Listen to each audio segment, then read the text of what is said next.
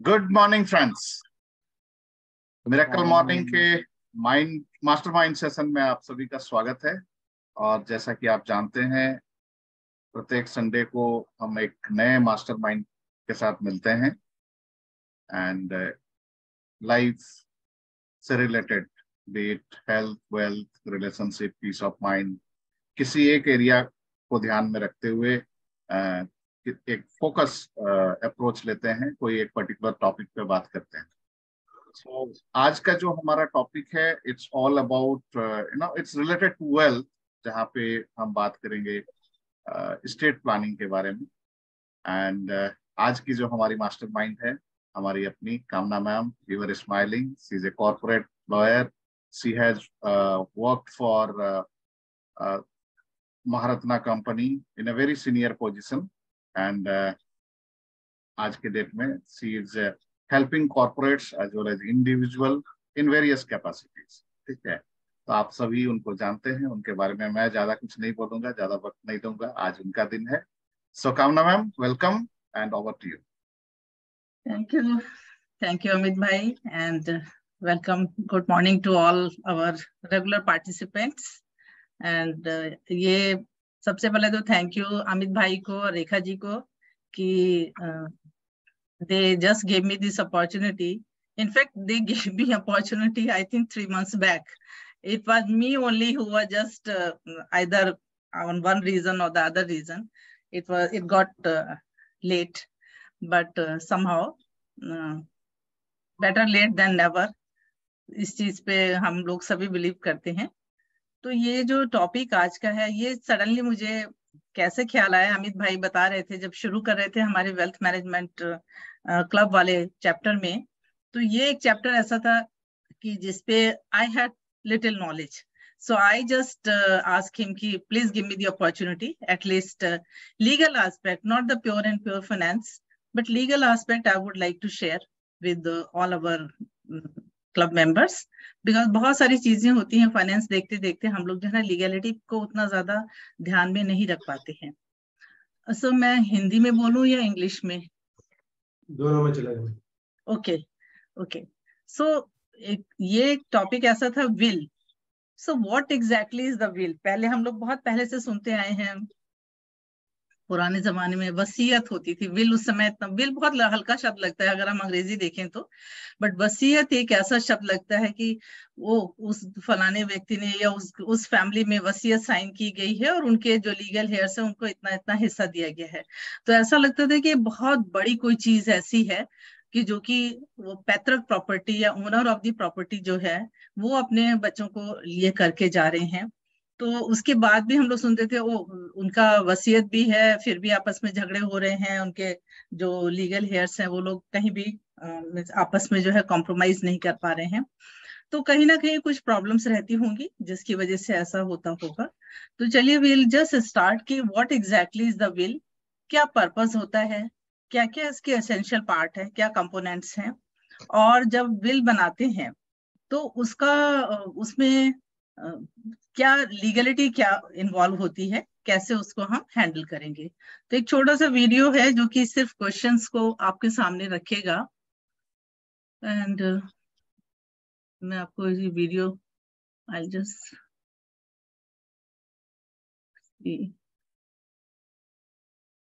This is my PPT only.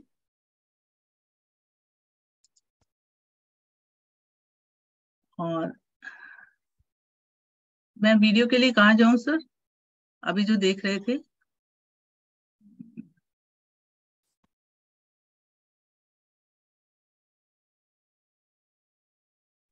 ये share में ही होगा। हाँ यस, शेयर तो हो रहा है, बट यस, स्टार्टिंग पॉइंट जा रहा है। स्टॉप शेयर करके देखते हैं। वो एक्चुअली दूसरा वीडियो है, तो ओके, एनीहाउ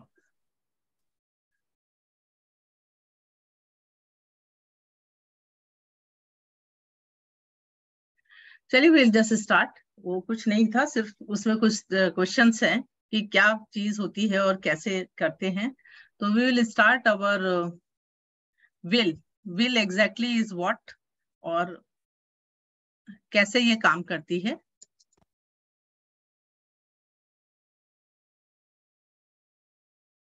तो थोड़ा सा मुझे इसमें टेक्निकल हिच है, एक सेकेंड।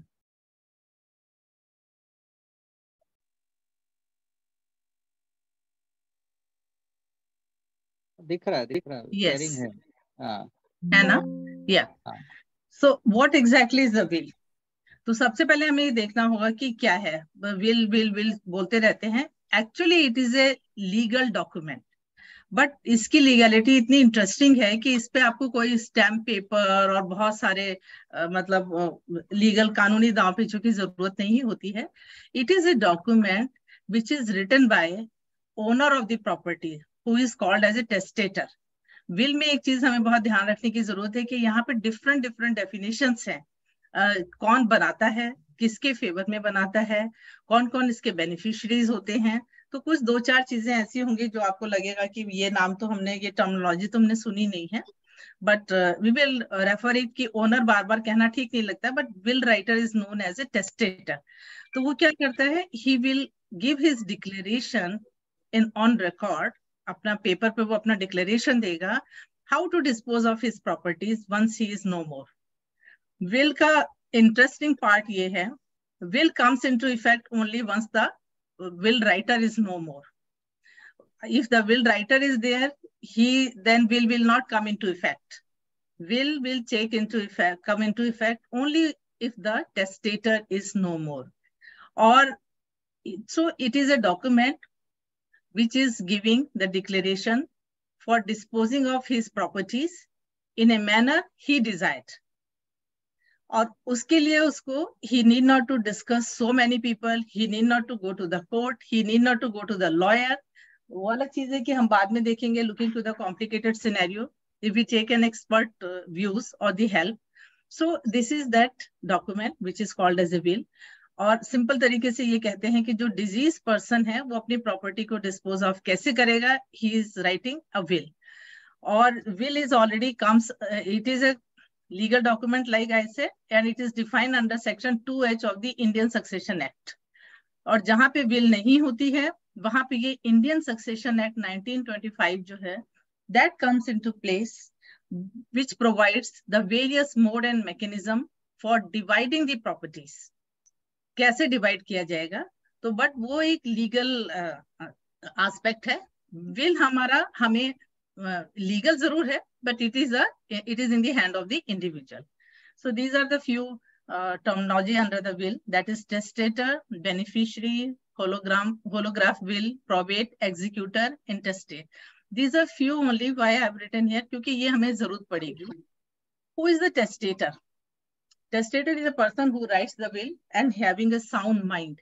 Because क्या होता है, बहुत बार हम लोगों ने मूवीज में देखा है, कहीं देखा है, तो ये विल बनाया और जो सीनियर पर्सन है या ओनर ऑफ द प्रॉपर्टी है, ही इज नॉट वेल या ही इज बेड रिडन, तो उसका वो थंब इम्प्रेशन ले लेते थे लोग जो है फैमिली मेंबर्स। सो ये बहुत चीटिंग और इस तरीके की चीजें चलती रही हैं।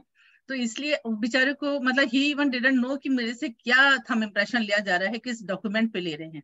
सो वो उस तरीके की wills when it is challenge in the court, these are found fake, और उसकी कोई भी लीगल सैंटिटी नहीं थी।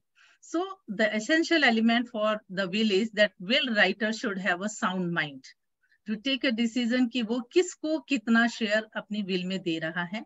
What are all the properties he is describing in the will? Beneficiary, obviously we know that the person who is inheriting the property under the will is the beneficiary. Executor is a person who really execute the will. देखिए interesting चीज क्या है, person is writing, he passed away, beneficiaries are there, they can't do anything on the will. They may have a will in their hand, but they cannot do anything. Will be given or come into effect only if the executor is there. Without him, will has no meaning. So executor has a very important role. If a person who is writing the will, he forgot to mention the executor name or detail in the will, then in that case, the will be produced in the court. The court will appoint an executor in that case. Witness, the person who are signing or validating the signature of the testator, that is a witness, which is very essential part for the will. Intestate, we normally see कि many people, like today we are discussing, but आज भी people are not that aware. So people, they die without executing or signing any will. So that person is called as an intestate. Holograph will, which is handwritten fully. It's not like कि कहीं से type करा लिया है या somebody else, the owner has given a dictation and somebody has written, और उसमें बहुत कुछ वो कुछ चीजें ऐसी हो सकती है which he has not desired. So holograph is a totally handwritten will. Probate is a judicial process wherein the will is presented in the court, and the court will give a clarity that this is a clear will, and it can be accepted by the legal heirs. So these are the few definitions I have brought in here, and we will just use these terms later on. Examples ये ऐसे ही हैं, हम लोग बहुत कुछ media में देखते आए हैं, चाहे अंबानीज हों, बिरलाज हों या पॉलिटिशियंस हो, हर एक के जाने के बाद उनकी प्रॉपर्टीज में डिस्प्यूट होता ही है. तो देखने की बात ये है कि देखिए इतने बड़े बड़े, इतने बिग इंडस्ट्रियलिस्ट हैं और इतना मनी है उनके पास, they can buy anything, they can buy a battery of lawyers, they can buy means किसी को भी वो लोग हायर कर सकते हैं. They are also not that vigilant कि after they go how their property will be tackled or handled by the family. So these are the few examples कि उनके जाने के बाद उनकी family finally जो है they enter into the legal hassles और फिर problem होती है. Hesitation क्यों नहीं लिखते हैं हम भी?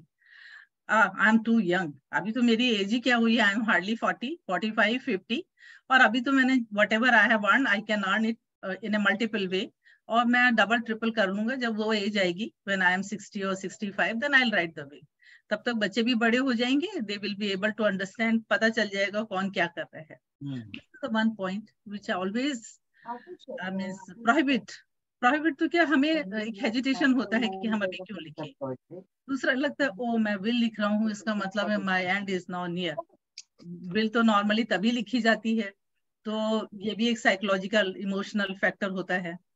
और या ये होता है ओ मेरे पास I don't have big assets, एक ही फ्लैट है, so long I am there, या मेरी वाइफ है, हम लोग रह रहे हैं, हमारे जाने के बाद बच्चे को ही मिलना है, बेटे को ही मिलना है, बेटी को, जो भी है उनके, तो इसके लिए क्या विल करे. ये भूल जाते हैं कि इतना आसान नहीं होता है मिलना, कि आप मतलब इंडिविजुअल हैज गॉन और प्रॉपर्टी इमीडिएटली उनके नाम पे ट्रांसफर हो गई है. It's not so easy. Then we at times we feel अरे हमने अपने सारी जगह पे नॉमिनेशन दिया हुआ है, विल की जरूरत क्या है, नॉमिनी तो दिया, बनाया हुआ है ना, अपने चिल्ड्रंस को हमने नॉमिनी बना दिया है, सो दैट इज सफिशिएंट. हमारे जाने के बाद दे आर दी ओनर. और हमें बहुत कॉन्फिडेंस होता है अपनी फैमिली पे, the way we bring our children, and we are so confident, नहीं, our children are so nice, they will take care of us, और उनको आपस में कोई झगड़ा नहीं होगा, और they will handle everything smoothly. तो ये एक few reasons है, और एक सबसे बड़ा reason है procrastination. वो करेंगे करेंगे करेंगे, कब करेंगे, वो कब करेंगे, जो अमित भाई हम लोगों को डेली बोलते हैं कि करो करो करो, और कब करेंगे, 2 दिन करते हैं, तीसरे दिन फिर छोड़ देते हैं. तो ये एक प्रॉब्लम है, जो इंडिविजुअल प्रॉब्लम है, हम सभी की प्रॉब्लम है. तो ये प्रोक्रेस्टिनेशन में हम जो है टाइम निकलता जाता है और हम उतना ज्यादा एक्टिव नहीं हो पाते हैं. नाउ विल कम टू वो हेजिटेशंस थे, रीजंस क्या है विल लिखने के. हम लोग why we are discussing it today, because our life is so uncertain, there is no guarantee of the life. Every day we read in the newspaper or see in the media कि natural calamities हैं, कोई illness है, suddenly कोई means medical problem आ गई है, कुछ इस तरीके के. अभी recently जैसे Cyrus Broacha, such a tragic end, and now I was just reading their because they had their properties in Kandivali, so I was discussing, they said ma'am there is no dearth of the property. मतलब उनकी इतनी companies चल रही हैं, there is no will, कैसे होगा, क्या होगा, मतलब बहुत बड़ी problems they will be facing their legal heirs.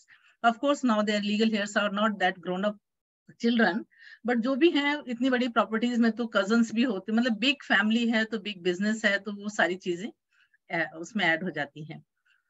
So क्या होता है उनके जाने के बाद, who will handle इस तरीके की अगर कोई नेचुरल ट्रेजेडी हो जाती है, so handling the property and the finances, family found lot of difficulties.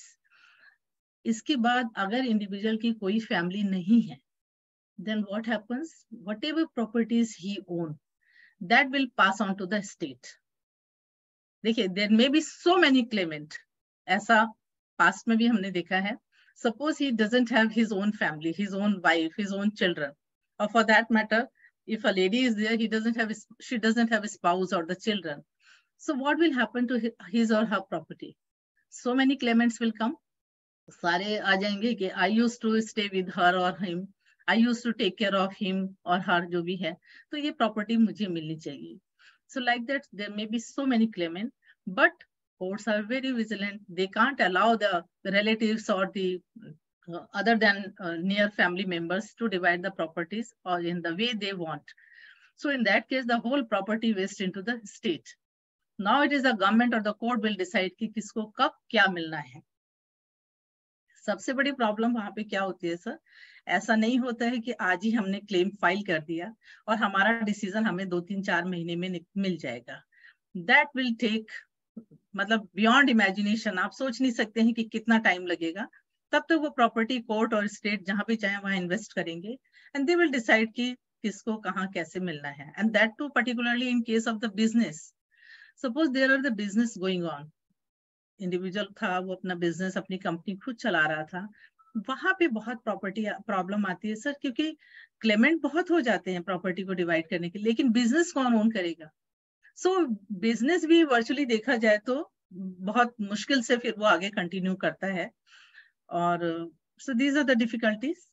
और अगर वो नहीं है, ये सारी चीजें नहीं है और क्लेमेंट है, लीगल हेयर्स हैं, तो फिर एज पर जो एप्लीकेबल लॉज हैं, हिंदूज में जो हिंदू सक्सेशन एक्ट है, मुस्लिम्स में भी सक्सेशन एक्ट एप्लीकेबल होता है. Not for their whole property, some portion of their properties. ये लॉ, जो लॉ ऑफ द लैंड है, वो सबके ऊपर एप्लीकेबल होता है. So then the property will be divided as per applicable laws. These are again some वही right reasons दिए हुए हैं. वी एज्यूम कि हम after me my spouse will be the owner of the property. No, that's a misconcept sir. ऐसा नहीं होता है कि स्पाउस को ऑटोमेटिकली सारी प्रॉपर्टीज ट्रांसफर होती हैं. If you have a legal heir like your children or the grandchildren, then your spouse becomes one of the legal heir along with your children and the grandchildren. She will not be the automatically legal heir, means only legal heir for your properties, and she will dispose of the properties later on. She will become the means owner of the property only if you clearly mention in your will. तभी उनको मिलेगा sir. Otherwise, she will be one of the legal heir along with others. तो ये कुछ reasons थे to protect the loved ones कि भाई उनको legal hazards ना हो, कुछ unwanted claims ना आ जाए. कुछ है differences family में होते हैं जो कोर्ट में चले जाते हैं, उनका सारा पैसा, टाइम, एनर्जी सब litigation में चला जाता है. They are not able to carry forward the business. They are not able to multiply that properties. तो कब हमें साइन करनी चाहिए will? So one should always make will on marriage or buying property. जैसे ही आपकी प्रॉपर्टी में कोई addition होता है या so long you are unmarried, कोई प्रॉब्लम नहीं है. Your legal heirs are different. Your parents, your brothers, sisters, they become your legal heir. But if you are married, immediately just see you are married. So after married, whatever family you are acquiring, that your wife or after some time your children, so you have to take care of their interest and make the will. And एक और चीज होती है sir, बहुत बार हमने देखा है कि जो ये सब इंडिविजुअल होता है वो ये कहता है भाई मैं I am doing the charity also. So every time he keeps some money for the charity or he is doing something for the charity. Or for that matter, I have seen nowadays, हम कहीं discuss करते हैं तो I saw the senior citizens, they क्या करते हैं. Why I'm saying senior citizen, because that is the age when they are free from all means different kind of worldly tension. So they said, I have 2 children, both are settled abroad. तो उन्होंने तो कह दिया बच्चों ने, पापा we don't need anything from you. So आपको जैसे चाहे वैसे आप dispose of कर दीजिए प्रॉपर्टीज को. Sometimes they said कि पापा बता दीजिए, give a power of attorney to me, I'll come and sign the document. सो आप जिसको भी ट्रांसफर करें, मुझे करना है कुछ है तो आप, मैं आ जाऊंगा, मुझे बता दीजिए, आई विल डू इट। तो सेम वे इतनी ज्यादा आजकल कॉम्प्लिकेशंस भी हो गए हैं, लोग फैमिलीज इतना डिस्टेंटली सेटल्ड हो गई हैं, सोलो फैमिलीज हैं, हस्बैंड वाइफ अकेले रह गए हैं, सीनियर पर्सन्स हैं, there is nobody who is taking care of them. तो in that case if they want to appoint someone as their caretaker, और जैसे अमित भाई ने बताया था, there is a system in the banks, you deposit some money or you pledge something to the bank and the bank will take care of your rest of the life. तो ये सारी चीजें जो है आप नहीं कर पाएंगे if there is no will, because the moment you give this kind of property, या नहीं देते हैं तो you can't do, but अगर देते भी हैं so that will be challenged without will, because then tomorrow your same children, they will come and they will claim that no, how can you take it, आपके पास कैसे pledge हो गया, हम तो वहां से डॉलर भी भेजते थे, और देयर वाज नो, पापा वाज गेटिंग फुल पेंशन, मम्मी वाज गेटिंग फुल पेंशन, और we used to talk every day, they said no, we are having a very happy life. So these are the few reasons कि why we should enter into the will. अब now we'll start the will, sir. What is the will? ये क्यों मेरा ऐसे घूमने लगा? हाँ, yes. So we were just discussing testator. Who is the testator? The person with a sound mind signing the will or making the will. कई बार ऐसा होता है सर, जैसे से एज बढ़ती जाती है, man is having medical problems, forgetfulness होने लगती है, नहीं ध्यान रहता है उनको, या किसी और तरीके की प्रॉब्लम होती है, he couldn't write the will. तो क्या करेंगे? If it is a regular medical problem, one can't do anything. But if it is intermittent, भाई कभी वो भूल जाते हैं, कभी याद आता है, कभी वो बिल्कुल ठीक है, कभी वो बिल्कुल मतलब बेड रिडन, मतलब वेजिटेशन स्टेट हो जाती है उनकी, तो उस केस में भी law has allowed the period when he is a sound mind, may be he is not having all time that sound mind, या डिसीजन उनका वो लेने की स्थिति में नहीं है, but if there is some time in between intermittent, he can write the will, sir. He may not write himself, he can get it written by his close one, lawyer है, तो जो भी जिसकी भी वो हेल्प लेना चाहे वो कर सकते हैं। तो उस पीरियड में whether he is a sound mind or not, who will decide? Who will certify? It is a doctor who will certify. Therefore, every will need a certificate from the doctor who will certify that the testator is of the sound mind, he knows what is written in the will, and he has taken a decision with his own sweet will, with his own consent, with his full consciousness. So these are the things which the doctor has to certify along with the will. Then only the will shall be accepted, sir. Will लिख के रखना एक अलग चीज है, पर who will certify कि will पे उसने साइन किया है, या ये जो लिखा है ये किसी और ने लिखा है या उन्होंने लिखा है, तो उस चीज को अवॉइड करने के लिए the medical practitioner certificate is must. या so these are few things I will just say. अच्छा, इसके अलावा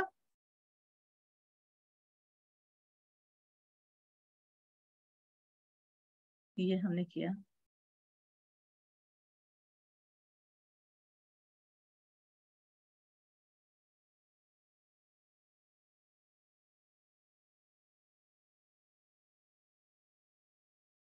तो ये आगे क्यों जा रहा है इस तरह से?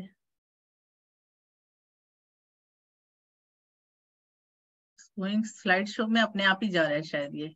आप एक ही बार प्रेस करके सिंगल क्लिक। हाँ सिंगल ही, हाँ मैं सिर्फ पेज ऊपर नीचे कर रही हूँ। ओके, तो इतनी सारी बातें हो गई सर, क्यों साइन करें, क्या पर्पस होना चाहिए, क्या रीजनिंग होनी चाहिए। Now will come to the actual document. What is the will? सबसे पहले उसको करना क्या है इंडिविजुअल को? This is applicable to all of us. We should collect, we should list out all our assets. हम लिस्टिंग में भूल जाते हैं बिकॉज हमारा मेन कंसर्न रहता है ओ I have a flat, I have a land, बस उसके लिए करना है, वो लैंड बेटे को दे देंगे, फ्लैट बेटी को दे देंगे, या ये बेच देंगे तो दोनों आपस में डिवाइड कर लेंगे, समथिंग लाइक दिस। हम ये भूल जाते हैं कि we have invested our movable property also at various places, जो कि बच्चों को मालूम भी नहीं होता है सर। जैसे कि डेली अमित भाई बताते हैं कि शेयर्स हैं, म्यूचुअल फंड्स हैं, डिविडेंड्स हैं, कितना आ रहा है कितना नहीं आ रहा है, बैंक्स में हमने इन्वेस्ट कर रखा है। हमको खुद भी कई बार याद नहीं रहता है कि हमने बैंक्स में एफडीज भी बनाई थी, ओ कब मैच्योरिटी हो रही है क्या है, वो निकाल के देखना पड़ता है। तो अगर ऐसी भी कोई चीज, या शेयर्स का डिविडेंड आया कि नहीं आया, इस बार कितना आया है, कुछ है, मतलब इस तरीके की बहुत सारी चीजें होती हैं जो हम उसको ध्यान में नहीं रख पाते हैं। So we should list out all our properties, all our asset. उसको पहले आप एक जगह इकट्ठा कर लीजिए कि क्या क्या है, और उसके बाद ये जो अपनी इमूवेबल प्रॉपर्टीज हैं सर, सबसे ज्यादा प्रॉब्लम वहां आती है। आई have a property at my village, और वो वहां पे है और वो रजिस्टर्ड है, सब है। अब ये नहीं पता है कि वो प्रॉपर्टी कब खरीदी थी। माय फादर और the forefather they bought the properties around 50-60 years back, where it was registered, क्योंकि तब से अब तक जो है वो रजिस्ट्रार का ऑफिस भी चेंज हो चुका है। मच वाटर हैज फ्लोन, पूरा गांव भी शहर में बन चुका है, और प्रॉपर्टी का डिस्क्रिप्शन वगैरह वो एक डॉक्यूमेंट हमारे पास है कि मेरे पास रजिस्टर्ड वो है, डॉक्यूमेंट है, पर एक्चुअली में ये कहाँ रजिस्टर्ड है सर, वो हमको तो पता है, but after me how my children will come to know. तो वो ये हम ये लिख देते हैं हमेशा बिल में। मैंने अभी ऑफ लेट देखी है 3-4 will. I have a property 2 flats at Kandivali, 1 flat at Vashi, और एक मेरा प्लॉट भी है वो पनवेल में है, इतना उस प्लॉट का मेजरमेंट है। पर हमने ये कहीं नहीं लिखा these were the properties purchased by me during such and such time, there is a registration। Document जरूर है सर, वो डॉक्यूमेंट तो आपका विल के साथ अटैच नहीं होगा, document you must have kept it separately, safely कहीं रखा है, विल के साथ तो उसको अटैच नहीं किया है। So that detail of the registration, कहाँ कौन से रजिस्ट्रार के यहाँ आपने उसको रजिस्टर करवाया था, या आपके पेरेंट्स ने रजिस्टर कराया था, कौन से रजिस्टर में रजिस्टर हुआ है, कौन सा वॉल्यूम है, कौन सा पेज, वो आपकी रजिस्ट्री जो होती है प्रॉपर्टी की उसमें सारा डिस्क्रिप्शन होता है। तो आप उसको यहाँ पे विल के ऊपर डालें, मतलब when you are making a will आप उस प्रॉपर्टी को डिवाइड करें, this is the movable, this is the immovable property. तो पहले इमूवेबल का सारा डिस्क्रिप्शन। नंबर 2, एग्जिस्टिंग प्रॉपर्टी आपकी कहाँ है। आई वुड से कि कांदीवली, कांदीवली तो बहुत बड़ा एरिया है, कौन सी वाली स्ट्रीट पे है, कौन सी वाली बिल्डिंग में है, तो ये बहुत माइन्यूट डिटेल्स होते हैं, लेकिन यही डिटेल्स जो हैं बाद में फैमिली के लिए बहुत ही हैंडी और यूजफुल रहते हैं। सेम वे अगर मूवेबल प्रॉपर्टी है उसका भी हमको डिस्क्रिप्शन देना है, कौन से बैंक में है, बैंक का एड्रेस क्या है, नहीं तो धक्के खाते रहते हैं सर। हालांकि आजकल सब जो है इलेक्ट्रॉनिक बातें करते हैं कि आप इस बैंक में जमा करो और आप कहीं भी सिटी में जाके एट पार है कहीं भी ले लीजिए, इतना आसान नहीं होता है। मैंने देखा कई बार तो ऐसा होता है, नहीं नहीं नहीं आप उसी बैंक में जाइए, वहीं से सर्टिफाई कराइए, वहां से लेके आइए। देखिए हम चीजों को ग्रांटेड ले लेते हैं, पर जब हम एक्चुअल में जाते हैं तब क्या सीन होता है वो नोबडी नोज, वो वही जानता है जो फेस करता है। तो इसलिए हमें अपनी जो है मूवेबल प्रॉपर्टीज भी है उसका कंप्लीट, यहाँ मैंने गलत लिख दिया है, it is not immovable, it is a movable property. तो पूरा उसका पॉलिसी नंबर क्या है, आपने इंश्योरेंस लिया है या आपने शेयर्स लिया है, आपकी पेंशन आ रही है, कहाँ से पेंशन आती है, कौन सा अकाउंट है जहां से जिसमें पेंशन जा रही है, ये सारी चीजें, या फॉर दैट मैटर पेंशन वाले सारे लोग नहीं है, all are active in service. तो सैलरी आ रही है, किस अकाउंट में सैलरी जा रही है, सैलरी कितनी आ रही है, आपका इंक्रीमेंट कब लगता है, कितना ऐड होता जा रहा है। तो ये अमित भाई ने एक बहुत अच्छा सा शेयर भी किया था, एक शीट थी कि कहाँ से आपके एसेट्स बन रहे हैं, कितना डिटेल है। तो वो that is a very important paper, और वो हर फैमिली को जानना चाहिए। उसको आप अपडेट करते रहिए, मंथली या बाई मंथली या क्वार्टरली उसको अपडेट करते रहें और उसको रखे रहें अपने पास, ताकि कम से कम आपके स्पाउस को तो नॉलेज हो कि क्या हो रहा है आपके फाइनेंसेस को, है ना। देन फैमिली बिजनेस, अभी नेहल भाई ने बताया कंपनी रजिस्टर्ड है, तो it is your family business because ये आप हैं, आपकी वाइफ है, लेकिन क्या आपने उस बिजनेस में इंश्योर किया है कि किसी सक्सेसर का नाम आना चाहिए। 16 आप एक्टिव हैं, कर रहे हैं, बहुत अच्छी बात है, बट बेटर है कि उसमें अपने किसी पे हम कर रहे हैं, लेकिन हमारे साथ साथ मेरी फैमिली में ये लोग हैं, they will also be the successor. अभी वो पार्ट टाइम पार्टनर है या जो भी कैपेसिटी में है, पर after me they will handle the property, मतलब ये बिजनेस। पर्टिकुलरली फैमिली बिजनेस में बहुत होता है सर, जहाँ विल नहीं है, झगड़ा तो उनकी पैसे के लिए, प्रॉपर्टी के लिए है, तो बिजनेस सब ठप हो जाता है सर। तो बड़ा बेटा कहेगा ये मैं कर लूंगा, छोटा कहेगा मैं कर लूंगा, तब तक कोर्ट से ऑर्डर आ जाता है, everything is freeze, nobody will do anything। तो ये है फैमिली बिजनेस में जो है डिटेल सक्सेसर का डालना जरूरी है। प्रोप्राइटरी कंसर्न जहां होती है फैमिली में, तो उसमें क्या होता है, ऑटोमेटिकली आपके साथ साथ आपके जो चिल्ड्रन हैं, लीगल हेयर हैं, they are also owner of the property. Once you are not there, तो आपके लीगल हेयर जितने भी होते हैं, they become automatically the owner. तो वहां फिर वही झगड़ा शुरू होगा। तो इसलिए बेटर है उनको आप क्लियरली मेंशन करें कि कौन व्यक्ति जो है इस बिजनेस को टेक ओवर करेगा और कैसे करेंगे, शेयरिंग है, डिवाइडेड है, किसी भी तरीके से हो, तो आप उसको उसमें मेंशन करें। अब जो हम बात कर रहे थे सर, हम बहुत कॉन्फिडेंट रहते हैं, नहीं नहीं हमारे जाने के बाद हमारी प्रॉपर्टी तो स्पाउस को ही जाएगी। नहीं सर, ऐसा नहीं है। आपने अगर विल साइन की है और उसमें उनको दिया है, no after me my spouse will take care, he or she is a whole soul owner, then he or she will become the owner। और उसमें आपको फर्दर राइट देना पड़ेगा, after me either to you decide, after she is no more, then the property will be divided in such and such manner। तो ये तो आपने अपनी विल में कर दिया। और ऐसा भी हो सकता है कि after you your wife is मतलब owner of, she becomes owner, तो आप उनको भी राइट दे सकते हैं। बिकॉज देखिए, आज आपके पास है 100 रुपीज की property, you never know over a period of time वो 100 रुपीज की प्रॉपर्टी का क्या स्टेटस होगा। हो सकता है बिजनेस में कभी लॉस भी होता है, कभी बेनिफिट भी होता है। तो आपके जाने के बाद तो स्पाउस को मिल गया सारा राइट, spouse is continuously मतलब she or he is a beneficiary। उस पीरियड में जो भी एडिशन या मतलब कुछ एडिशन हुआ है या कुछ प्रॉपर्टी में कमी आई है, तो वो तो पुरानी विल से गवर्न होगा नहीं। So then you give a right to your spouse कि आइदर तो आप कहें कि हाँ ये प्रॉपर्टी ऐसे डिवाइड होगी, और my spouse will take care और will further divide the property in whatever way he or she feels or desires। तो over a period of time families में बहुत चेंजेस हो जाते हैं सर, तो वो उस तरीके से भी हैंडल की जा सकती है। और किसी का भी नाम जब हम लिखते हैं स्पाउस में, इस अपनी विल में, बहुत क्लियर नाम होना चाहिए। एस कुमार, अब एस कुमार में पता चला उनके 4 बेटे हैं सर, एक का नाम है सूरज कुमार, एक का नाम है ऐसे कुछ और है, सुमन सिंह है या कुछ, मतलब इस तरीके के, तो बहुत कंफ्यूजन होता है। इवन अगर आपने बीच में कई जगह हमने देखा है लोग लिखते हैं एस के सिंह, सुनील कुमार सिंह, तो के को वो बस साइलेंट करके छोड़ देते हैं सर, एस सुनील लिख देंगे, बीच में ओनली के अल्फाबेट डालेंगे, सिंह लिख देंगे। अब के से क्या मतलब है सर?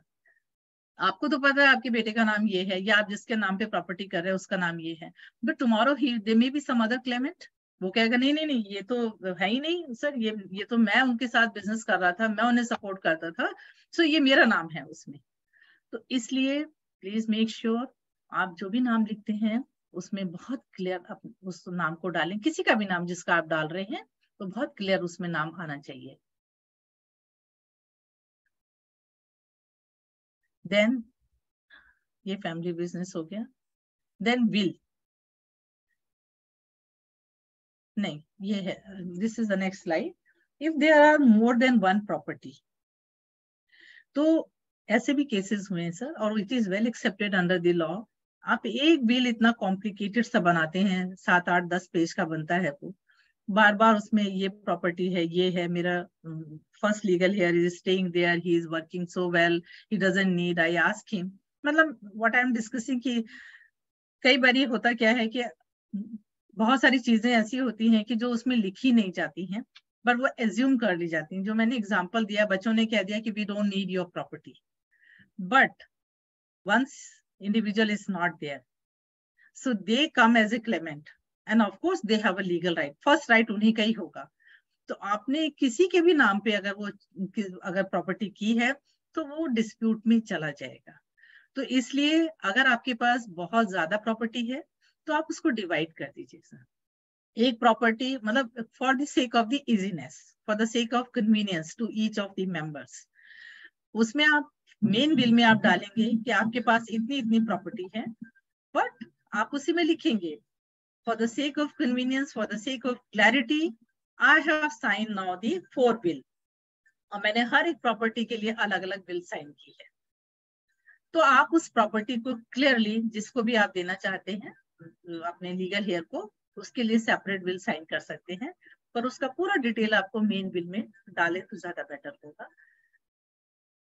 हम लोग ये कहते हैं बस एक पेपर पे ना लिख लिया है और उसके बाद हो जाएगा, कोई दिक्कत नहीं, बस खाली 2 विटनेस से साइन करा लीजिए।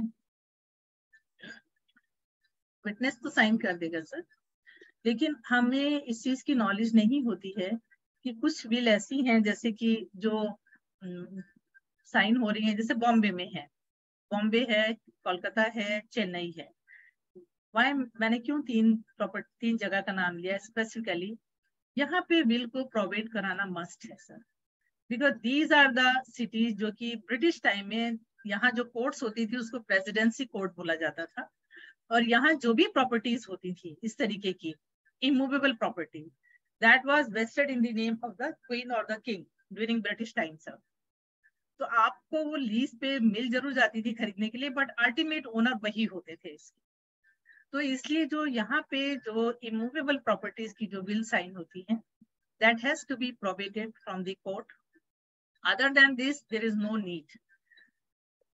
सॉरी, बट अगर आप करा लेंगे तो बेटर होगा।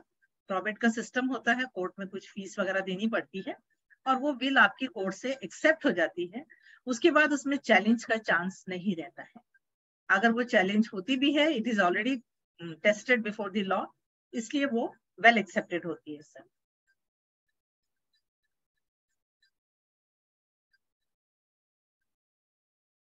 या विटनेस, विटनेस कौन होगा बिल के लिए सर? हम लोग तो अभी देखते हैं विटनेस है, एक इस पड़ोसी से करा लेंगे, एक उससे करा लेंगे, but do we really have trust on those witnesses? हमें अपने नेबर पे इतना ट्रस्ट है कि वो साइन कर रहा है, वो हम ट्रस्टेड है? आप तो उससे विटनेस विल साइन करवा रहे हैं, विटनेस करवा रहे हैं, पता नहीं वो दुनिया में किस किस को कहाँ कहाँ बताता रहे। तो बहुत जरूरी है, क्योंकि will is a confidential document sir. आपके रहते रहते अगर विल पता चल जाए आपके लीगल हेयर्स को, तो then you may face lot of problems. तो विल तो हमेशा से आप विल बनाइए, अपने किसी ट्रस्टेड को हैंड ओवर करिए, जहां भी आप रख रहे हैं वो ट्रस्टेड को ही बताइए। Trusted may be your family member और may not be your family member, और उसी ट्रस्टेड को आप एग्जीक्यूटर बनाइए कि आपके बाद वही व्यक्ति उस विल को एग्जीक्यूट करेगा। तो यहाँ पे विल जो है 2 लोगों का, एक तो हमने पहले बात किया था सर, मेडिकली फिटनेस के लिए एक डॉक्टर का सर्टिफिकेट मस्ट है। दूसरा, आपके सिग्नेचर को वैलिडेट करने के लिए विटनेस, 2 विटनेस आर मस्ट, और विटनेसेस का कंप्लीट डिटेल होना चाहिए विल के ऊपर, कौन है, कहाँ रहते हैं, क्या प्रोफेशन है, क्या कॉन्टेक्ट नंबर है, पूरा डिटेल वहां पे आना चाहिए। और अगर वो टेनेंट है, हो सकता है वो साल 6 महीने के बाद घर छोड़ के चले जाए, कहीं और चले जाए, तो उनका कोई ऐसा परमानेंट एड्रेस हो जो आप ले लें, उनके आधार कार्ड, पासपोर्ट की कॉपी आप अटैच करके रखें उसके साथ उसको। Witnesses are the must to prove the legality of the will in the court. इसलिए विटनेस के ऊपर इस एक्ट में बहुत ज्यादा फोकस किया गया है। और विटनेस भी ऐसा नहीं सर, आई एम 40 ईयर्स और मैं विटनेस करा रही हूँ 60 प्लस से या 70 ईयर्स से, अंकल जी मेरा विटनेस ये साइन कर दीजिए, मैंने बिल बनाया है। अंकल जी का तो पता नहीं लाइफ कितनी अभी बची हुई है।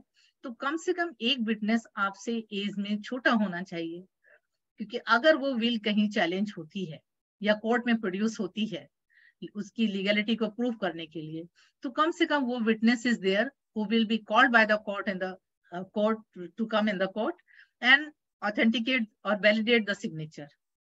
तो इसलिए इस चीज को इंश्योर करें कि आपका जो विटनेस है वो दोनों ही अगर आपसे यंगर हैं, रिलायबल हैं, तो बहुत अच्छी बात है।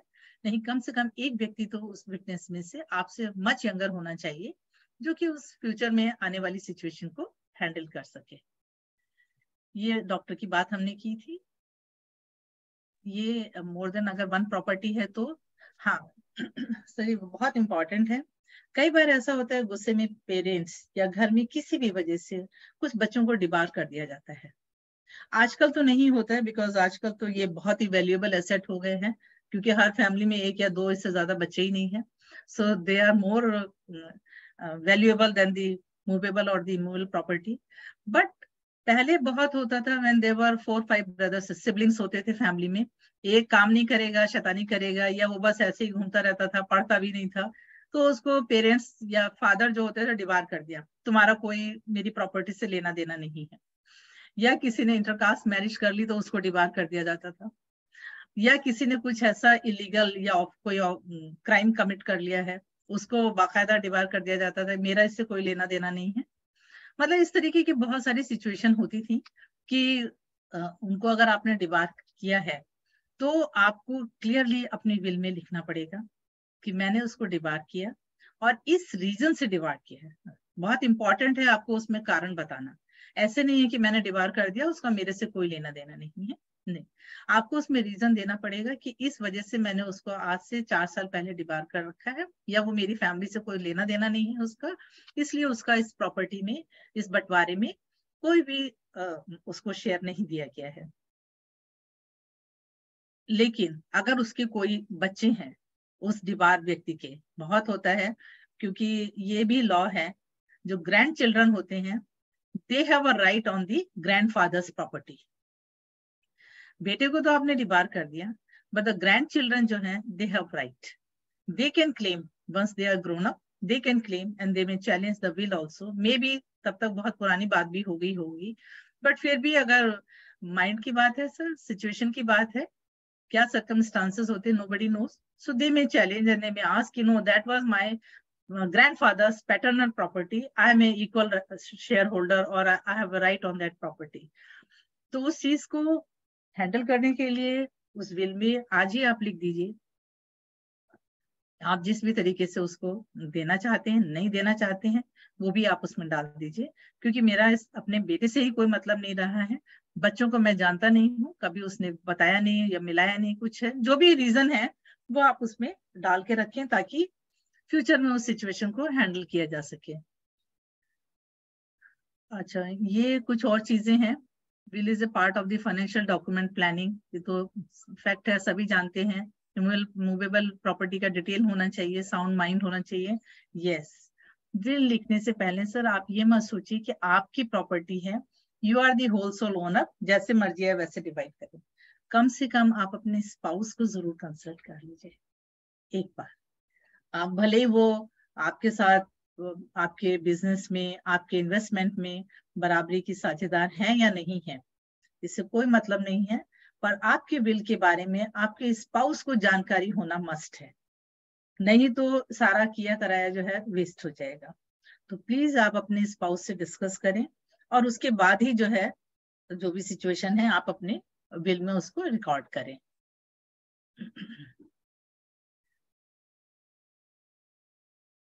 विल ये होता है ना, हम कहते हैं टाइप कर लेते हैं पेपर पे, हो जाएगा, टाइप कर लीजिए, बहुत अच्छी बात है। हैंड रिटन भी अगर आप लिखते हैं तो भी कोई प्रॉब्लम नहीं है, पर आपकी हैंड राइटिंग क्लियर होनी चाहिए। जब आप लिखते हैं, हम लोग बहुत अंग्रेजी या हिंदी में लिखते हैं तो लेटर्स को आपस में जोड़ देते हैं, तो मैनी टाइम्स आप ऑफिशियल डॉक्यूमेंट भी पढ़ते होंगे तो आप देखते होंगे ये एंड लिखा है या और लिखा है, ही लिखा है या शी लिखा है। तो उस चीज को अवॉइड करने के लिए हम, ये विल का एक प्रिंसिपल है, आप हर एक लेटर को अलग अलग लिखेंगे। आपको ही लिखना है तो एच एंड ई अलग लिखना है, ऐसा नहीं है कि हमने एच और ई को कर दिया, स्क्रिबिंग जैसे करते हैं उस तरीके से कर दिया, मिक्स करके लिख दिया, नो। मिक्स करने में हमेशा कंफ्यूजन रहेगा, तो आपकी हैंड राइटिंग बिल्कुल क्लियर होनी चाहिए। अगर आप टाइप कर रहे हैं तो भी बहुत क्लियर लेटर्स जाने चाहिए, स्मॉल लेटर लिख रहे हैं या कैपिटल लिख रहे हैं, वैसे एडवाइजेबल होता है सर विल में कैपिटल लेटर्स को यूज करना, चाहे हिंदी में लिखें चाहे इंग्लिश में। हिंदी में तो कैपिटल लेटर्स नहीं होते हैं, पर आप हर एक लेटर को अलग अलग लिखिए उसमें, ताकि कंफ्यूजन की कोई गुंजाइश नहीं रहे। स्टैम्प पेपर कम होना कोई जरूरी नहीं है, प्लेन पेपर पे आप इसको साइन करें। मैंने लिखा है कि पहले भी बताया है कि ये इक्वली एप्लीकेबल होता है सभी रिलीजन्स के ऊपर, जिसके ऊपर सक्सेशन एक्ट लगता है उसके ऊपर ये सभी कवर होते हैं। एक और चीज है, हम लोग कई बार देखते हैं कि मूवीज वगैरह में आपने देखा होगा बहुत, और जो कि वास्तव में रियलिटी है, वो रियलिटी क्या है कि हम जब ये देखते हैं कि भाई privilege will, there are two kind of will, जो कि आपने हार्डली सुना होगा, ज्यादातर लोग इन चीजों को रेफर नहीं करते हैं, privilege will and the unprivilege will. Privilege will क्या होती है? Our army people, they are at the front, war front पे हैं, या they are posted at a distant place. बहुत बार ऐसी अजीब सी सिचुएशन हो जाती है when they really means lose their hopes, suppose they are at the war front, but वहां पे क्या होता है, many times they discuss with their friends, they discuss with there seniors, यार अब मेरे जाने के बाद मेरी ये चीज को ऐसे देना था, या मैं ये करना चाहता था, मैं एक बारी घर जाता अपने पेरेंट्स को इस तरीके से सारी चीजें डिटेल में बता देता। या मतलब ऐसी जो अपनी डिजायर है, जो अपनी ख्वाहिश है, वो वहां पे अपने फ्रेंड्स या अपने सीनियर्स के साथ डिस्कस करता है।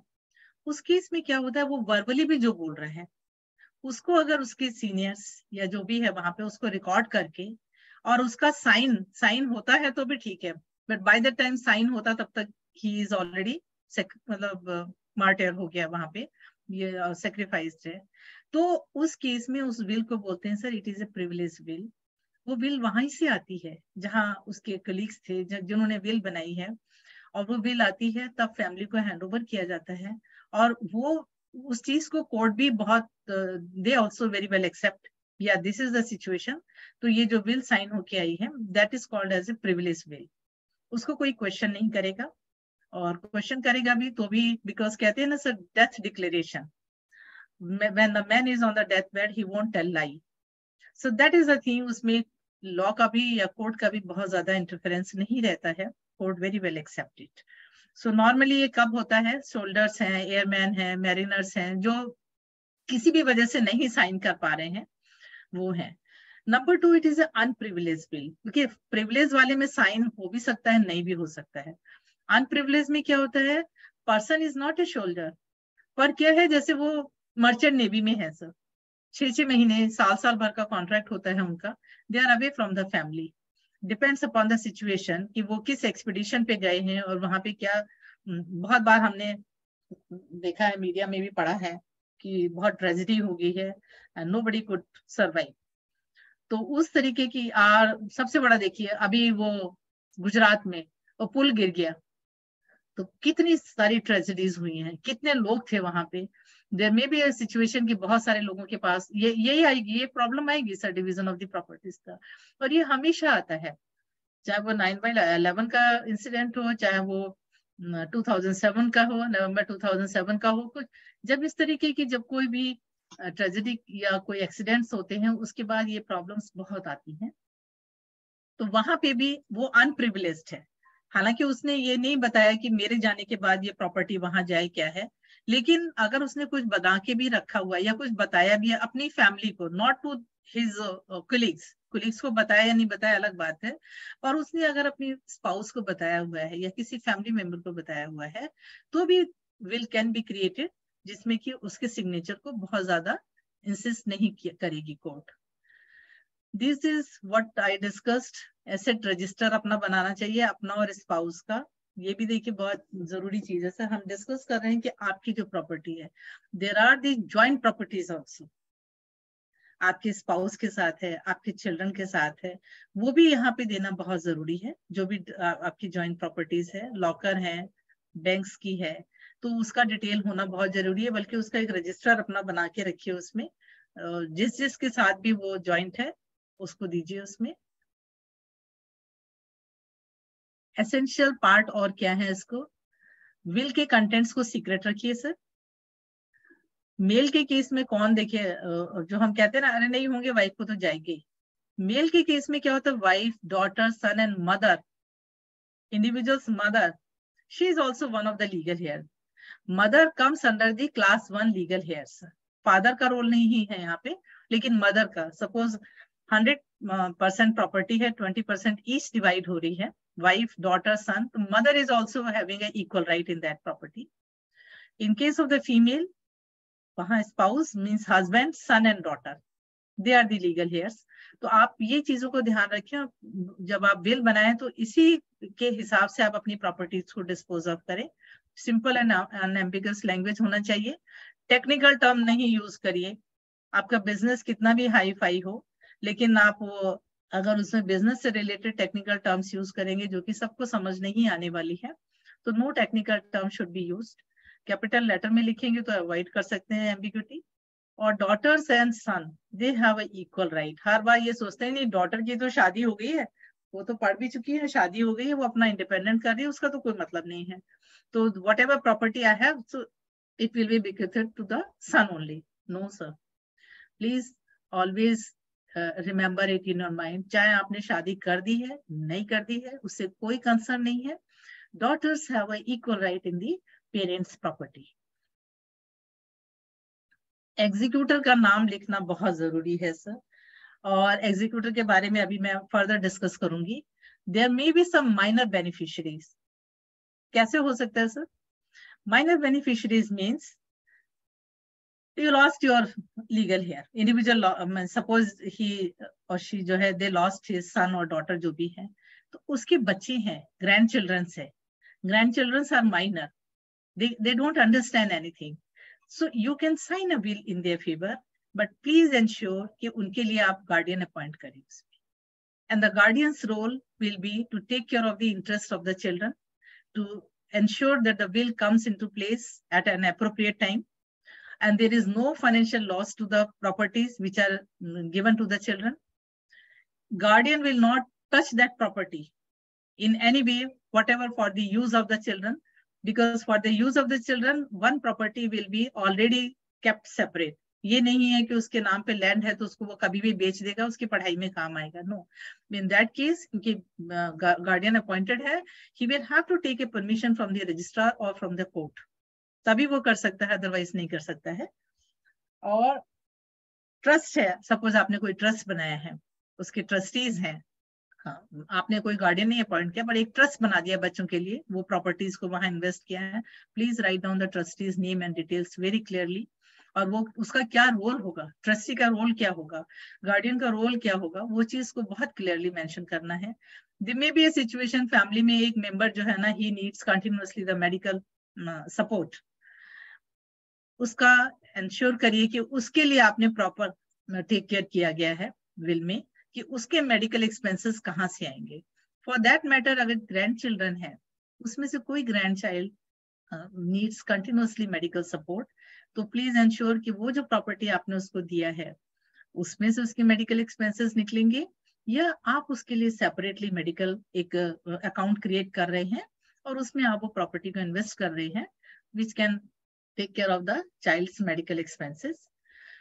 और अगर आप अपने, देखिए विल का सबसे बड़ा एडवांटेज क्या होता है सर, आप अपने लीगल हेयर को छोड़ के किसी के भी नाम पे प्रॉपर्टी को दे सकते हैं।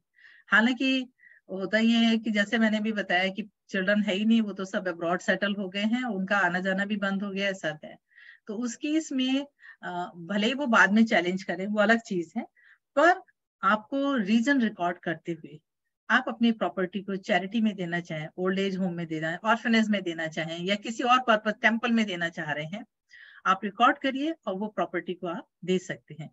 This freedom is not available if no will is there, because then property has to be disposed of as per the applicable laws, और वो legal हेयर चाहे आपको सपोर्ट करें, चाहे आपके काम आते हो चाहे नहीं आते हो, उन्हीं का राइट मिलेगा, उन्हीं को राइट है, और वो प्रॉपर्टी उनके ही फेवर में जाएगी सर।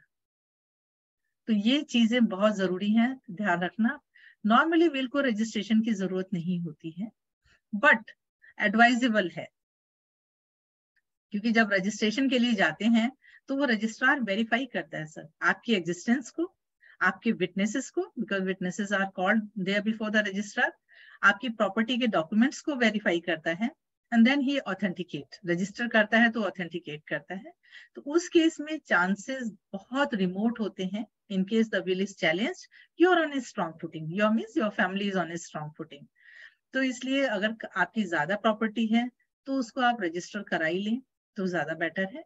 और अगर विल लिखने में कोई दिक्कत है, क्योंकि विल इतना जो मैंने बताया सर देखने में बहुत आसान लगता है, ये मैं बना लूंगा सब है, बेटर है किसी एक कंसल्टेंट को या किसी एक्सपर्ट को आप कंसल्ट करें। आजकल तो banks are also offering this kind of consultancy या हेल्प दे रहे हैं। आई सॉ इवन SBI है, ICICI है, they normally extend their help to their client in writing the will, getting it registered also. और testator, if he or she is above 70 years, it is desirable to have certificate on both the original copy. will की हमेशा 2 original बनेगी sir, जो एक registrar के office में होगी, वहां एंट्री हो जाएगी डिटेल सारी, और कॉपी आपको दोनों मिल जाएंगी लेकिन प्रॉपर एंट्री के साथ वहां पे, ताकि इन केस अगर फ्यूचर में ऐसा होता है कि विल खो गई, आपके रहते रहते ही विल खो गई, तो आप रजिस्ट्रार ऑफिस में जाके एक कॉपी वहां से निकलवा सकते हैं। वहां पे एंट्री होती है, सब होती है, एक कॉपी वहां रखी जाती है, मिल जाती है। एक और बड़ा इंटरेस्टिंग फैक्ट है सर, आप विल को चाहे जितनी बार चाहे उतनी बार चेंज कर सकते हैं अपने जीते जी। ये मत सोचिए कि एक बार मैंने विल लिख दिया है तो अब तो मैं नहीं चेंज कर पाऊँ। No, it can be changed, मतलब whatever number of times you feel. आपको लगता है कि ओ मेरा बिजनेस वहां तक ओवरसीज चला गया और वहां पे भी देखना है, तो वो तो मेरा उस समय था ही नहीं जब मैंने विल बनाई थी, तो मुझे उसको ऐड करना है। या मैंने अभी अपना नया बिजनेस शुरू कर दिया है, एज अ मीन्स कंसल्टेंट है, कुछ है, पहले नहीं था लेकिन but now I am getting a regular income, या हमारे WMC के हिसाब से I am getting some passive income also. तो जैसे जैसे चेंज होता है आपके रेवेन्यूज में, अर्निंग में, आप विल को चाहें तो चेंज कर सकते हैं। और उस स्थिति में अगर आपके लिए संभव है हर बार रजिस्ट्रेशन कराना, तो आपको रजिस्ट्रार को बताना पड़ेगा, उस बिल में लिखना पड़ेगा, मैंने जो मेरी इससे प्रीवियस जितनी भी बिल बनाई गई है, in superseding all those wills, this is the final will. चाहे वो एक बार हो, चाहे वो 2 बार हो, 3 बार हो, हर बार आपको ये लिखना पड़ेगा। तो ये है, और डॉक्टर का सर्टिफिकेट होना चाहिए ओरिजिनल उसके साथ। ज्वाइंट प्रॉपर्टी में हर एक का नाम बहुत क्लियर होना चाहिए। ये लिखा है हमने, 2 ओरिजिनल कॉपीज आप लेके जाइए रजिस्ट्रार के पास। Testator will sign with the witnesses before the registrar, और उसके बाद वो रजिस्ट्रार अपने आए उसको एंटर कर लेता है।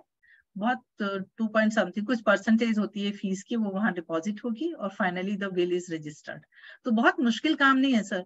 हम लोग नॉर्मली ये सोचते हैं कि रजिस्ट्रेशन, अरे यार कौन जाएगा, कहाँ टाइम लो, कुछ है। यस, तो उसके लिए बेटर है थोड़ा सा आप अपने किसी कोलिग्स को अप्रोच करें, या किसी एडवोकेट को अगर आप जानते हैं, या जो प्रॉपर्टी के एजेंट होते हैं उनको आप जानते हैं, तो उनको अप्रोच करिए, वो करवा देते हैं। ये काम जो है बहुत इजी हो जाता है, क्योंकि ऐसा नहीं होता रजिस्ट्रार बैठा और आप गए लेके और उसने साइन कर दिया। No, you will have to apply to the registrar, document submit हो जाएंगे, there is a proper format for that.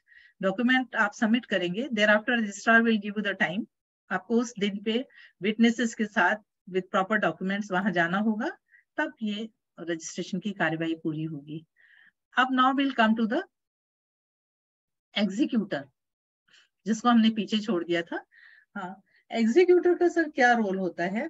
Legal hairs normally बहुत देखा गया है, मैंने एक फैमिली देखी या सुना था कि उधर डेड बॉडी पड़ी है और घर के लोग झगड़ा कर रहे हैं कि भाई ये पापा ने मुझे तो कुछ बताया नहीं, मेरे पास तो कुछ दिया नहीं, अब भैया को दिया है तो वो करे सारा खर्चा, जो भी कुछ करना है उनको, या सिस्टर विल के, मतलब इस तरीके के फैमिली में बहुत सिचुएशन हो सकती है। तो उनको ये भी पता होगा बच्चों को किस तरीके से विल साइन की है, विल में तो उसको राइट दिया है, उसको राइट दिया है, वो अपना जिसको दिया गया है प्रॉपर्टी भाई वो करें, हम तो नहीं करेंगे, ये चीज है। तो यहाँ पे एग्जीक्यूटर का रोल आता है, who is a trusted person, will उसके पास होती है, वो रखता है उसे संभाल के, of course with the proper intimation to the spouse. वो आएगा, he will open the will, it's in the seal cover, he will open the will, he will read out the contents in front of all the family members as well as the extended family members also, ताकि हर एक को knowledge रहे कि will को किस तरीके से dispose of, मतलब प्रॉपर्टी को कैसे कैसे डिवाइड किया गया है। और मैं आपको एक बड़ा इंटरेस्टिंग केस डिस्कस करूंगी। देयर वाज अ सिचुएशन कि जहां एग्जीक्यूटर पढ़ रहा था विल जो है, और उसने, ये लैंडमार्क जजमेंट है, कोर्ट का जजमेंट है, और उसने बता दिया सारे लीगल हेयर्स को, स्पाउस को, कि ये सारी प्रॉपर्टी स्पाउस की है, और स्पाउस अपने से चाहे तो वो किस तरीके से वो आगे फर्दर डिवाइड करना है वो कर सकती हैं। लेकिन अगर स्पाउस की किसी वजह से डेथ हो जाती है without signing any will, then the property will be divided in this fashion. उसने दोनों चीजें दे दिया उस विल में कि ये प्रॉपर्टी मेरे लीगल हेयर्स को जाएगी, and this property will come to my assistant who was all through with me while conducting the business, और जो मेरे बिजनेस में पूरा सिंगल हैंडेडली मुझे सपोर्ट करता था। तो ये मेरे कुछ सम शेयर्स और डिविडेंड हैं जो कि पूरा रिकॉर्ड वो रखता था, ये उसका चला जाएगा। देखने में सर वो बहुत ज्यादा नहीं लग रहा था। प्रॉपर्टी दिखाई दे रही थी, 3 करोड़ का बंगला है या 4 करोड़ का बंगला, वो एक बच्चे को गया। प्रॉपर्टी लैंड है वो भी 3-4 करोड़ की है, वो दूसरे बच्चे को गया। And this assistant because will है, जिसको चाहे आप दे सकते हैं, he was given some few thousand this worth few thousand shares and the dividend उसको दे दिया गया और वो बिल एग्जीक्यूट हो गई, पढ़ लिया गया। आप बिलीव करिए सर कि जो हमारे वेल्थ मैनेजमेंट में बताते हैं कि यू नेवर नो कि किस तरीके से शेयर वैल्यू या जो है मार्केट में जो है एप्रिसिएशन होता है। That appreciation was to the extent कि that assistant become the multimillionaire। उसकी प्रॉपर्टी इन दोनों की प्रॉपर्टी की कॉस्ट से कहीं ज्यादा जंप कर गई। मतलब वो शेयर्स थे, डिविडेंड्स थे, म्यूचुअल फंड्स थे, वो मार्केट में इस तरीके से राइज हुआ कि he become the multimillionaire। Now the legal heirs have approached to the court। This was all our father's earning। ये तो खाली वहां असिस्टेंट था, हमारे फादर ने इसको सिर्फ इतना ही म्यूचुअल फंड और ये दिया था। अभी तो ये इतना ज्यादा हो गया है तो ये इसमें हमारा शेयर है, हमको मिलना चाहिए। Court strictly said nothing doing. It was a individual the deceased own desire, he selected किसको क्या देना है।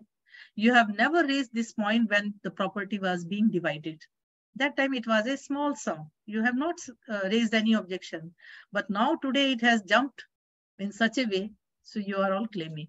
तो ये भी बहुत होता है सर, तो इसलिए जो भी प्रॉपर्टी डिवाइड करनी है बड़ा केयरफुली डिवाइड करनी है। तो ये एग्जीक्यूटर का रोल है कि जिस भी किसी के नाम पे दिया गया है वो वहां पे ओपनली सबके सामने उसको एक्सप्लेन करे और बताए वहां पे। और जहां प्रोबेट की जरूरत है बिल के ऊपर, executor will inform the family members probate के लिए, और वो प्रोबेट के लिए बिल कोर्ट में फाइल होगी और उसके ऊपर court will ask the objections. Probate का सिस्टम ये होता है सर कि ये बिल जो बनाई गई है ये फेक तो नहीं, ऑथेंटिसिटी क्या है बिल की, तो वो that is a legal process. Court ask for the objections और अगर ऑब्जेक्शन आते हैं तो then they deal accordingly. If there is no objection then immediately the probate is given. तो ये कुछ चीजें थी। ये मेजर कंसर्न क्या होते हैं at the time of testator's death, legal heir don't get money, financial document, even immovable property immediately तो नहीं मिलता है सर, बाद में ही मिलता है सारी चीजें।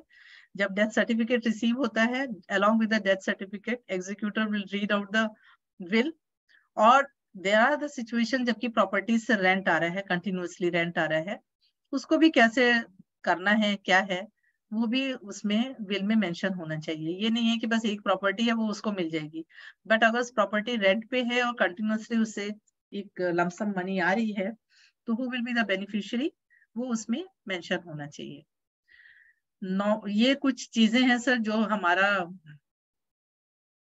एजम्पशंस है कि हमने तो बिल साइन करके वो नॉमिनेशन दे दिया है तो हमें कोई जरूरत नहीं, कोई टेंशन करने की जरूरत नहीं है।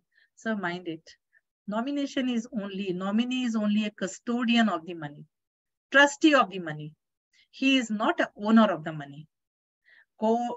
After individual demise, bank may release the money in favor of nominee, but nominee is not supposed to use that money for himself. Nominee has to divide it or give it to the legal heirs of the individual. There are very clear rules of the apex court, supreme court के rule बहुत clear हैं। और ये होता है normally हम लोग के अपने वर्क प्लेस पे होता है भाई, या बैंक्स में होता है, या ये कुछ चीजें मैंने दी हैं, फैक्ट्री एक्ट है, ग्रेच्युटी एक्ट है, वहां सब जगह नॉमिनेशन इज मस्ट। नॉमिनेशन का पर्पज ये होता है सर कि इन case of the demise without any legal hurdle being faced by those companies, those banks, money is released to the nominee by bank is to get involved in the legal hassles or the legal dispute. तो उन चीजों को देखते, even the companies, they ask their all the employees to submit their nomination, because company are not concerned with your dispute and claims and all these things. They said, "But we have on record such and such is a nominee. We will release the money in favor of nominee. Yes, if you have any claim, go to the court and get a succession certificate, then claim the money from the nominee." तो ये main difference होता है. Nominee is only trustee of money and not a legal heir. Nominee need not be a legal heir. Nominee cannot be the beneficiary of the sums he receives. So same चीज है sir. And ये कुछ और common facts हैं. One should not give share or one should not part with that information कि जहां आपने registered property है, गिफ्ट डीड है, रेवोकेशन, मतलब कहने का मतलब ये है कि आपके फैमिली मेंबर के अलावा आप किसी को मत बताइए कि कहाँ पे आपने किसको किसको कैसे डिवाइड किया है. नहीं तो पता चला जीते जी पता चल जाता है कि बच्चे किस तरीके से आपको हैंडल करेंगे, क्या है.